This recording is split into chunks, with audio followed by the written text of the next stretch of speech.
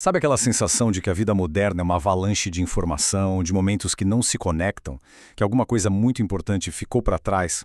Pois é, hoje a gente vai fundo numa ideia do filósofo Walter Benjamin, que não só diagnosticou esse sentimento, como propôs uma cura bem surpreendente: a arte de curar a memória.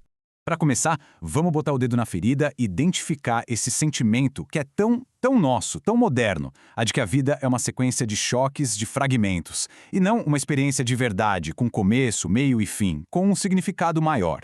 E se eu te disser que essa sensação de que tudo está quebrado não é um problema só nosso, de agora? Quase um século atrás, o Walter Benjamin já olhava para isso e via ali a grande doença da era moderna. Ele estava tentando entender exatamente isso. Ok? Então, qual foi o diagnóstico que o Benjamin deu para essa doença da modernidade? Bom, tudo começa quando a gente entende o que foi que a gente perdeu no meio do caminho. Para o Benjamin, o que a gente perdeu foi a experiência, com E maiúsculo. Sabe? Aquela sabedoria que vem das histórias contadas de geração em geração, das tradições, do trabalho artesanal. O que sobrou para a gente foi a vivência. O impacto da manchete do jornal, a notificação que pula na tela. São flashes que nos atingem, mas que não viram aprendizado, não se integram na nossa história. E para explicar essa perda, ele usou uma analogia simplesmente genial, vinda da arte. Ele falava da aura de uma obra de arte. Sabe aquela presença única, a história que uma pintura original carrega por estar ali naquele lugar, naquele tempo. Bom, na era da fotografia, da reprodução em massa, essa aura se dissolve. E é a mesma coisa com a nossa vida. As nossas vivências, que são instantâneas e replicáveis, perdem a profundidade, a autenticidade da verdadeira experiência. E essa imagem aqui, nossa, ela captura perfeitamente essa ideia. Benjamin via a gente, o ser humano moderno, meio como esse anjo da gravura do Dürer. Uma figura melancólica, cercada pelas ruínas da cultura, com a tarefa de olhar para esses destroços todos da história e tentar resgatar o que foi perdido, o que foi esquecido. Mas, e aqui que a coisa vira? O Benjamin não era só um pessimista. Se ele fez um diagnóstico tão duro, foi porque ele também enxergava um caminho para a cura, uma forma de resgatar o que a gente perdeu.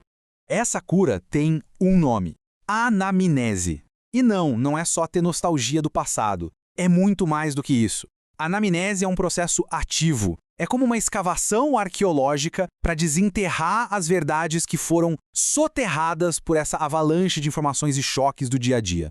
E é por isso que essa metáfora é tão importante. Para se curar, a gente precisa se tornar um arqueólogo da própria memória e da memória coletiva. Cavar as camadas do passado não para ficar preso lá, mas para resgatar os cacos que podem dar um novo sentido para o nosso presente. Certo, mas como a gente faz essa escavação na prática? Benjamin nos dá uma ferramenta muito concreta, quase primitiva, o ato de narrar, de contar uma história.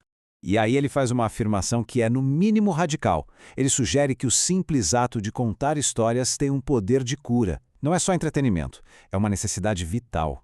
Isso deixa a gente com uma pergunta na cabeça, né? Peraí, como assim contar uma história pode curar?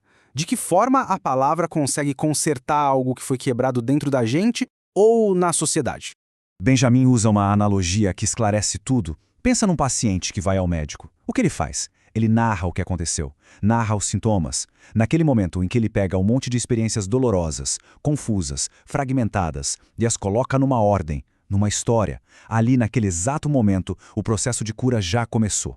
A narrativa organiza o caos da vivência e a transforma numa experiência que a gente pode compreender. Só que esse processo de cura pela narrativa não é uma coisa só individual, não. Ele tem um objetivo muito, mas muito maior e mais profundo. O objetivo final de tudo isso é o que ele chama de redenção. Mas atenção, não num sentido religioso. É redenção num sentido histórico e, por que não, político. Para Benjamin, redenção era algo parecido com um tikkun, um conceito do misticismo judaico que fala sobre reparar o mundo. E como é que se repara o mundo? Reparando as injustiças da história, dando voz e vez àqueles que foram derrotados e silenciados. Isso nos leva a uma das ideias mais famosas e potentes dele. A gente precisa escovar a história a contrapelo. O que isso significa? Significa que a história oficial, aquela que a gente lê nos livros, é quase sempre a versão dos vencedores.